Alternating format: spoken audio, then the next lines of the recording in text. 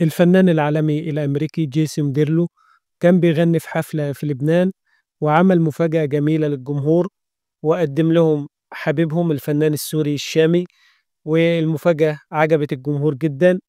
والفنان جيسون ديرلو كان مبسوط بالفنان الشامي، وكان بيرقص معاه وردد معاه جملته الشهيرة حب وحنان.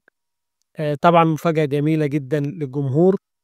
الفنان جيسون ديرلو هو فنان أمريكي مواليد 1989، عنده حوالي 35 سنة، عنده حوالي 66 مليون متابع على تيك توك، وعنده أكتر من مليار و300 ألف إعجاب، وعنده حوالي 40 مليون متابع على انستجرام.